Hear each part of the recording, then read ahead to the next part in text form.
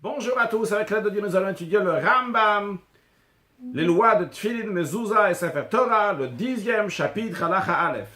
Suite à ce que nous avons appris dans le 9 premier chapitre, le Rambam nous dit, Nimtzet Alamed, tu apprends donc, chez Esrim Dvarimem, qu'il y a 20 défauts, 20 choses, chez Kol Echad Mem, que chacune d'eux possède le Sefer Torah, et à Sefer Torah, ça rend impropre le Sefer Torah. Vimna Sebo, Echad Mem, si ça s'est été fait, si on trouve une de ces choses-là, donc des 20 défauts qui rendent impropre le Sefer Torah, dans ces cas-là, ce n'est pas un Sefer Torah seulement quoi.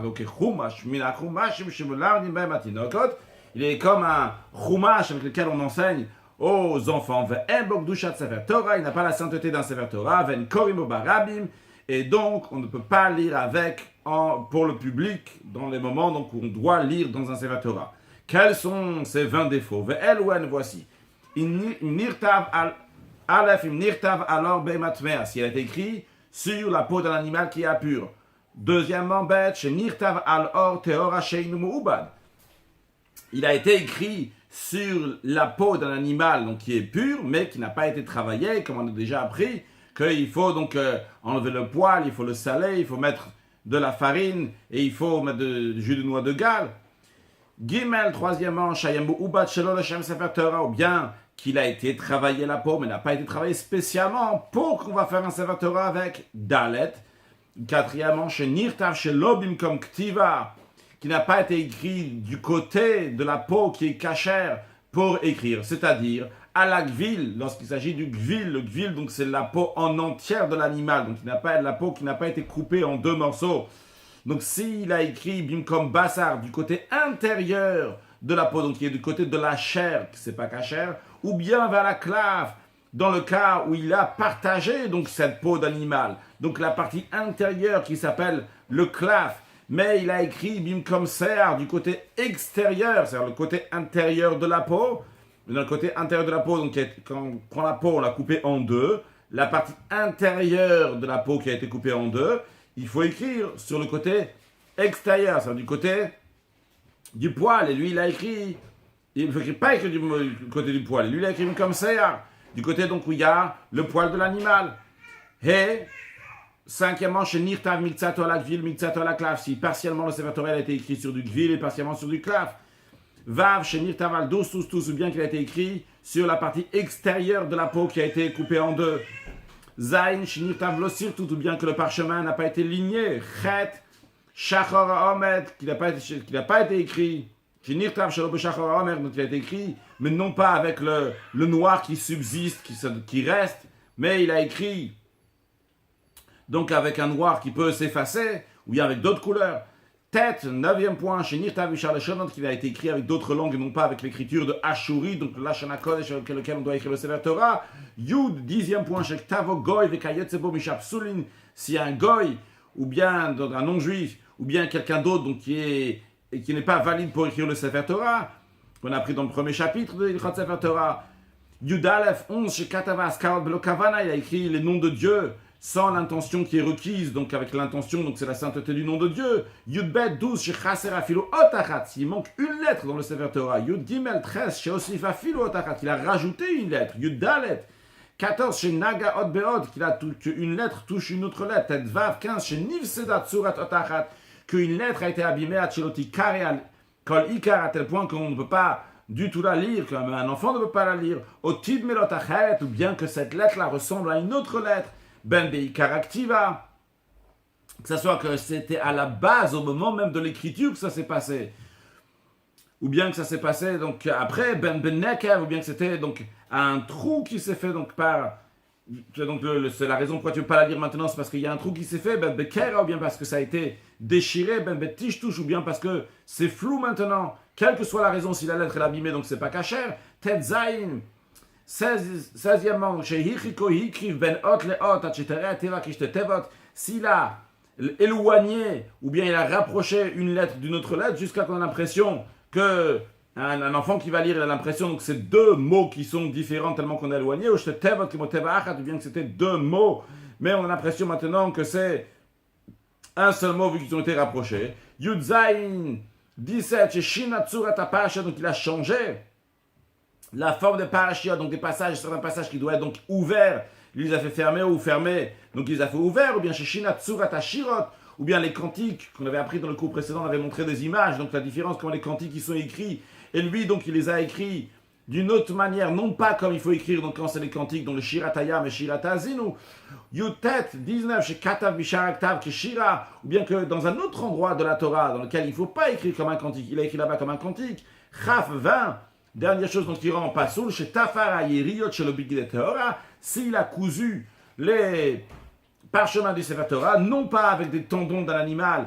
une bête sauvage donc qui sont purs, donc ces 20 choses-là rendent le Sefer Torah invalide, ou chocolat varim, les autres choses donc, qui rendent pas soul, qu'on a dit donc, dans les chapitres précédents, dans les 9 chapitres qu'on a pris avant, eh bien, c'est les mitzvahs, c'est le chatrila, comme il faut faire les choses a priori, bien faire la mitzvah, c'est avec tout ce qu'on a dit avant, mais l'olé akel, ça n'empêche pas que le Sefer Torah sera quand même caché. Il y a seulement ces 20 choses-là qui font que le Sefer Torah n'est pas caché. Halacha bet, Sefer kasher, lorsqu'un Sefer Torah donc est kasher, et valide, no agimbok dusha yetera, on le traite avec une grande sainteté, avec kavod gadol, avec un grand respect, comme on va l'expliquer dans la suite. Il est interdit de vendre un Sefer Torah. Même si la personne n'a pas de quoi manger, il est dans une situation extrêmement difficile financièrement, il n'a pas le droit de vendre le Sefer Torah. Même s'il a plein de sifflets Torah, de livres de Torah, on parle donc de rouleaux de Torah quand même, il ne doit pas vendre un rouleau de Torah comme ça qui peut se débarrasser alors qu'il en aura encore plein d'autres. Même de vendre un ancien Sefer Torah pour prendre un nouveau Sefer Torah, eh bien, c'est interdit aussi. Le Olam el Mochim Sefer Torah, la seule manière qu'on peut vendre un Sefer Torah, c'est pour deux choses. Première chose, chez Ilmot Torah Bedamav, qu'avec cet argent-là, il va pouvoir étudier la Torah. Dans ces cas-là, il a le droit de vendre un Sefer Torah. Ou bien, deuxième cas, chez Yisa Isha Bedamav, qu'avec cet argent qu'il a vendu le Sefer Torah, il va pouvoir se marier. Et ça, évidemment, c'est uniquement à condition qu'il n'a rien d'autre à vendre. La seule chose qu'il a à vendre, c'est le Sefer Torah. Dans ces cas-là, il peut vendre le Sefer Torah pour étudier la Torah ou bien pour se marier. Halacha Gimel. Sefer Torah chez Bala, un Sefer Torah qui est devenu usé. Donc on ne peut plus lire avec. Au Shinifsal, avec les devenu invalide. Notimotobik Licheres, on le met dans un ustensile en argile. Donc ça veut dire qu'il va rester là-bas, donc il ne va pas s'abîmer, même quand on va l'enterrer, avec Kovrim Oto Etzel Talmid Chachamim, et on l'enterre à côté d'un érudit en Torah, Vezo Ignizato, ça c'est la manière de l'enfouir, de l'enterrer. Mid Pechot Sfarim Shebalon, ce qui concerne les étoffes de Sefer Torah qui sont usées, donc on ne peut plus s'en servir, qu'est-ce qu'on en fait? Osin Otan Tachichim le mitzvah, on en fait des vêtements pour un mort qui est de mitzvah, c'est-à-dire quelqu'un qui est mort, il est trouvé à l'abandon, il n'y a personne qui s'occupe de lui pour l'enterrer. Et ça, c'est la manière donc d'enterrer ces étoffes de Sefer Torah. Halacha Dalet, Tik Sheuchan le Sefer Torah, donc un étui qui a été préparé pour qu'on va mettre un Sefer Torah à l'intérieur. Vehunarbo, et pas seulement l'a préparé, mais on a concrètement mis le Sefer Torah à l'intérieur. Vechenamit Pachot, et de même les étoffes du Sefer Torah. Via Aaron et l'arche dans lequel on met le Sefer Torah, ou Amigdal, ou bien le meuble Abima Shemanichim Bo Sefer Torah sur lequel on pose le Sefer Torah. Avabisha Sefer Betochati, bien que lorsqu'on pose le Sefer Torah dans tous ces cas-là, le Sefer Torah se trouve dans son étui. Donc on aurait pu dire c'est uniquement des accessoires du Sefer Torah, vu que le Sefer Torah a déjà un étui qui est l'accessoire du Sefer Torah, et l'arche, les étoffes, et la bima, le meuble, ça c'est un accessoire de l'accessoire qui est l'étui. Eh bien quand même on va voir que c'est considéré donc un tashmish gdusha dans l'instant. De même le Rav nous dit bien que donc c'est dans l'étui. De même, la chaise sur laquelle on a préparé pour poser le Sefer Torah. On a posé le Sefer Torah. Donc quand il sort donc le Sefer Torah lundi et dans le jour où on sort pardon, deux Sefer Torah, eh bien à ce moment-là, on met le Sefer Torah donc sur cette chaise-là. Donc en attendant qu'on va finir avec l'autre Sefer Torah, eh bien tout ça c'est considérés donc des ustensiles, des accessoires de sainteté, on n'a pas le droit de les jeter. Qu'est-ce qu'on en fait? Lorsqu'ils vont être utilisés, ou chez Ishav, ou lorsqu'ils vont être brisés, Nignazim, on les enterre. Aval, bimot, chez Omed Alem, Ochez Sefer. Par contre, les tribunes, les estrades sur lesquelles l'officiant, celui qui tient le Sefer Torah, lorsqu'on sort le Sefer Torah, il se tient sur une estrade donc qui est devant le Aaron HaKodesh, devant l'arche. Ça n'a pas la même sainteté, on va voir dans l'instant. De même que de même les tablettes sur lesquelles on écrit les 10 commandements, ils avaient l'habitude donc de faire 2 tablettes sur lesquelles il y a écrit les 10 commandements, comme les 10 commandements qui ont été donnés sur 2 tablettes. Donc sur ces tablettes-là, ils écrivaient les 10 commandements, à quoi ça servait les tinok pour les enfants, les iklam, pour leur enseigner les 10 commandements. Eh bien, ben Doucha, ils n'ont pas de sainteté. Rav nous dit de même, Ribone Kesef Vezav, les grenades en argent et en or, Vekayot Sebem, ou ce qui est semblable chez Osim le Sefer Torah, les noïs qu'on fait pour le Sefer Torah, donc pour embellir le Sefer Torah, en tant qu'ornement au Sefer Torah, eh bien, Tashmish et Gdushahen, c'est des accessoires qui sont saints, Ve'asur le Otsian le Chol, on n'a pas le droit de s'en servir pour des choses qui sont profanes. Et même Sefer Torah au Chumash, à part s'il les a vendus pour acheter avec un Sefer Torah au Chumash, on a le droit, vu que le Sefer Torah a une plus grande sainteté que ces accessoires qui sont saints. Alachahe, Mutar l'aniar Sefer al-Gabe Sefer, on a le droit de mettre un Sefer Torah sur un autre Sefer Torah. Inutile de dire qu'on a le droit de poser un Sefer Torah al-Gabe Chumashim sur des Chumashim. Encore un point, le Ram nous dit qu'on met des Chumashim dans lesquels donc, il y a les 5 livres de Torah, de Bereshit jusqu'à Dvarim, on a le droit de mettre au-dessus des Nevim et des Ktuvim, au-dessus des prophètes et des hagiographes, donc mettre un livre sur un autre livre, de Chumash sur les Nevim et Ktuvim, on n'a pas le droit de mettre les prophètes et les hagiographes sur des Chumashim, le Chumashim agabe Sefer Torah, ni des Chumashim sur le Sefer Torah, vechol kidve hakodesh, et tous les écrits saints, filou halachot vagad, même les lois, et donc les paroles donc des Agadot, donc les commentaires de versets donc de nos sages, Asur lizok otan, on n'a pas le droit de les jeter ici dans le sens qu'on n'a pas le droit de les jeter, lorsque tu les transmets à quelqu'un d'autre, tu ne peux pas prendre le livre comme ça, hop, le jeter à l'autre. Hakemein, les amulettes, donc un parchemin sur lequel on écrit donc des choses de Ségoula, qui est certaines augures pour différentes choses. Chez Yashba Minyan Ishaktivve HaKodesh, dans ces amulettes-là, il y a donc des sujets qui sont liés donc avec les Kivve HaKodesh, les écrits saints, Enichnasim Ben le Betakis, on n'a pas le droit d'y rentrer avec aux toilettes, la Imkena Yomechupot Or, uniquement à moins qu'elle soit recouverte de peau. Halachavav, le Yechoz Adam Sefer Torah Bizo, Veikanes Bo le Betamechatz, le Betakis, le Betakvarot. Quelqu'un n'a pas le droit donc de tenir un Sefer Torah dans son bras et rentrer comme ça donc dans la maison de bain ou bien dans les toilettes ou bien dans un cimetière. Bien que le Sefer Torah est enveloppé avec ses étoffes, et il est placé dans son étui, quand même c'est interdit. Et il n'a pas le droit de lire dans le Sefer Torah quand il est dans un cimetière, quand il est à côté du mort, jusqu'à qu'il va s'éloigner, donc 4 coudées qui représentent environ 2 mètres, donc de la tombe, au minamet, ou du mort, au mibetakisse, ou bien des toilettes. Encore un point, il ne doit pas attraper le Sefer Torah lorsque le Sefer Torah est nu, c'est-à-dire sans qu'il a ses étoffes au-dessus de lui, sur lui. Là, on n'a pas le droit de s'asseoir sur un lit dans lequel il y a un Sefer Torah qui est sur le lit. Une maison dans laquelle il y a un Sefer Torah, on n'a pas le droit d'avoir une relation intime dans cette maison-là, c'est-à-dire dans cette chambre-là, jusqu'à qu'il va le faire sortir de cette maison, de cette chambre. Ou bien une autre option, jusqu'à qu'il va le mettre dans un ustensile, l'ustensile dans lequel il a mis le Sefer Torah, il va mettre encore dans un autre ustensile, et chez Eino Mezumano, cet ustensile-là doit être un ustensile dans lequel qui n'est pas destiné pour le Sefer Torah. Donc il va faire une sorte de barrière sur le Sefer Torah. Mais si cet ustensile-là était destiné pour le Sefer Torah, même s'il a mis 10 ustensiles l'un dans l'autre, mais ces 10 ustensiles-là, ils sont tous destinés pour le Sefer Torah, eh bien, ils sont considérés comme un seul ustensile. Et donc, c'est toujours interdit d'avoir une relation intime dans ce cas-là. Une autre option pour pouvoir avoir une relation intime dans cette chambre-là, c'est qu'il va lui faire devant le Sefer Torah, il va lui faire une barrière, une clôture donc de 10 tfachim, donc qui représente environ 80 cm. Maintenant, tout cela, qu'il peut mettre une mechitza, donc une clôture, une cloison, ou bien le mettre dans un ustensile, c'est uniquement, il mène le Beit Acher, s'il n'a pas d'autre chambre, d'autre maison pour mettre le Sefer Torah. Il yesh le Beit Acher. S'il a une autre maison, une autre chambre, dans laquelle il peut mettre le Sefer Torah, sur le Shamesh, il n'a pas le droit d'avoir de relation intime, à Tchiyotsien, une fois qu'il va faire sortir dans l'autre chambre. Alachachet, Kolatmeim, tous ceux qui sont impurs, Afilou Nidot, même les femmes donc, qui ont leur menstruation, qui sont considérées donc, qui sont impures, Afilou Goïm, et même les non-juifs que les sages ont décrété sur eux, qui vont toujours être impurs comme des avim, comme des gens qui ont un flux, eh bien, mutarim lech sefer Torah. Ils ont le droit de tenir un sefer Torah. De même, ils ont le droit de lire dans le sefer Torah. Pourquoi? Car les paroles de Torah ne reçoivent pas l'impureté.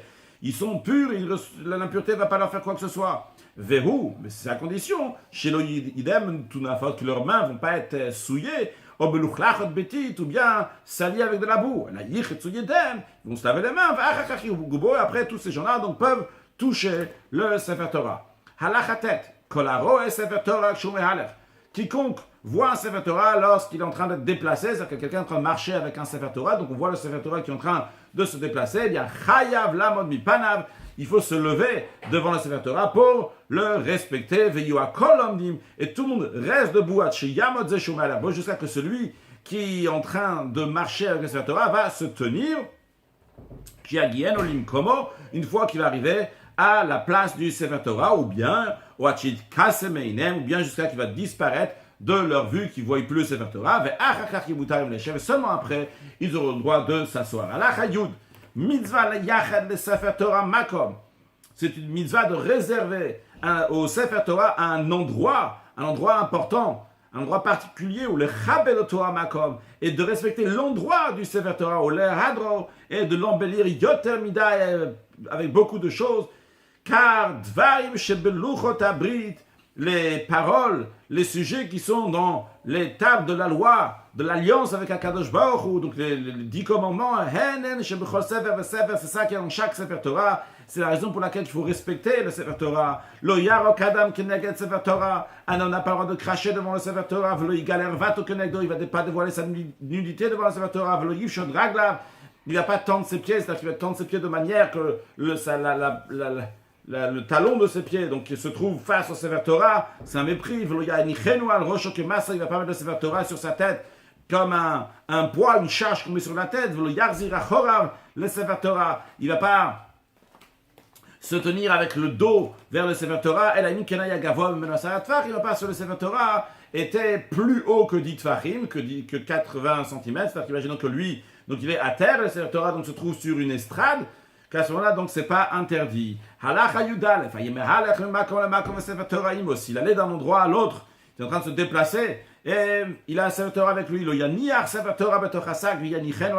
va pas prendre le Sefer Torah, le mettre dans un sac, avec le Sefer Torah dans le sac, et le mettre sur l'âne, et lui il va chevaucher dessus, parce que c'est pas un respect pour le Sefer Torah, c'est un mépris. Il va y avoir s'il avait peur des voleurs qui vont prendre le Sefer Torah. Dans ces cas-là, Mouta, on a le droit de mettre le Sefer Torah dans un sac sur l'âne et chevaucher dessus. Par contre, s'il n'y a pas de peur des voleurs, il le met sur son sein, dans son sein, donc face à son cœur, donc à ce niveau-là, que ça c'est donc respectueux pour le Sefer Torah, lui chevauche sur l'animal et il avance. Kol mi sheyeshev lifne Sefer Torah, tout celui qui est assis devant le Sefer Torah, yeshev le koved rosh, il va être assis donc avec du sérieux, be'imo pachad, de la peur et la crainte. Shehu ha'ed ne'eman lechol bayei olam, que le Sefer Torah c'est le témoin fidèle à tous les gens du monde. Que la Torah elle témoigne sur le salaire que celui qui va accomplir les mitzvot de la Torah et de la punition sur celui qui va les transgresser chez Nama, comme il est dit, ve'haya sham bechaleed, il va être là-bas pour toi en tant que témoignage. Même qu'il est assis, donc il va respecter le Sefer Torah en fonction de ses capacités, de ses moyens. Amru chachamim arishonim. Le premier sage ont dit tout celui qui profane la Torah, bien Hachem il fait que son corps va être profané par les créatures. Par contre, tout celui qui respecte la Torah, eh bien, son corps il est respecté par les créatures. On remercie Hachem qui nous a aidé à finir les lois, les 10 chapitres de la loi de Tfil, de Mezouza et Sefer Torah. Conclure avec un mot du Rabbi. Le Rabbi, dans une sikha de Chelek Chavchet, Parashat Naso, le troisième sikha de Parashat Naso, dans lequel il parle là-bas comment les Kohanim devaient porter le Aaron HaKodesh, donc l'âge saint, donc comment ils devaient le porter Bakatef avec l'épaule, et comment ils devaient le porter avec l'épaule, mais il y avait donc des barres, et que ceux qui étaient de ce côté-là, donc ils devaient mettre la barre sur l'épaule, être face à ceux qui étaient en face. Donc il y avait un de ce côté-là, imaginons, donc là je porte comme ça sur mon épaule, un autre qui est comme ça, donc en face à moi, et qui porte sur son épaule. Moi je marche en arrière, comme ça lui il marche dans ce sens-là, mais on est face à face, tout le monde a la face vers le Aaron, et l'endroit où on met le Aaron, donc c'est sur les épaules. Le Rabbi dit que le Aaron, donc un endroit bien particulier dans lequel il faut le mettre. Rabbi nous dit que c'est la même chose aussi dans les deux dernières halachot, de halakha Yud, de halakha Yuda que nous avons appris aujourd'hui. Le Rambam nous parle de comment l'endroit du Sefer Torah, non pas juste du respect du Sefer Torah qui a été parlé dans les 9 premiers paragraphes du chapitre 10, mais dans les deux derniers, on parle du makom, l'endroit du Sefer Torah qui doit être respecté, qui doit avoir un endroit qui est particulier. Pourquoi? Parce que l'honneur du Sefer Torah, donc dans tous les cas, et même l'endroit où il se trouve le Sefer Torah, eh bien ça aussi c'est un endroit dans lequel il doit être respecté. Et en ce qui concerne, donc ça qu'on avait déjà appris, il me semble que c'est dans le chapitre 2 qu'on avait appris, donc comment on porte le Aaron, comment on porte l'arche, eh bien on le porte, on le met sur le katef, sur les épaules. L'idée c'est quoi? C'est que le Aaron, lui, représente donc les louchot, les tables de la loi, la Torah, dans lesquelles il n'y a que du panim, il n'y a que du visage, c'est-à-dire dans le sens qu'il n'y a que une partie intérieure qui dans ça, il n'y a pas de chitzoniut, il n'y a pas de partie extérieure, mais le dos, l'épaule, ça représente quelque chose qui est extérieur. On nous dit que là-bas aussi, on pose le Aaron Kodesh. Pourquoi? Pour amener là-bas aussi toute la notion du Aaron qui va se trouver aussi là-bas, donc amener la Torah dans tous les endroits, et ça va respecter la Torah dans tout ce qu'il faut, dans tous les domaines, pas seulement donc respecter la Torah elle-même, même l'endroit où se trouve le Sefer Torah, comme d'ailleurs dans les commentaires, ils disent à la fin qu'on dit ta Torah, donc celui qui respecte la Torah, eh bien c'est-à-dire qu'il monte donc à la zrizout du zèle en faisant les mitzvot, et il respecte donc les sages, et les livres donc qui ont été écrits, bien Kadosh Baruch Hu Hashem il fait qu'on va aussi le respecter, que Dieu fasse que très prochainement on va avoir Torah Chadash Amitite, c'est une nouvelle dimension de Torah qui va sortir, qui va se dévoiler, donc avec la venue de Mashiach. Now, excellente journée.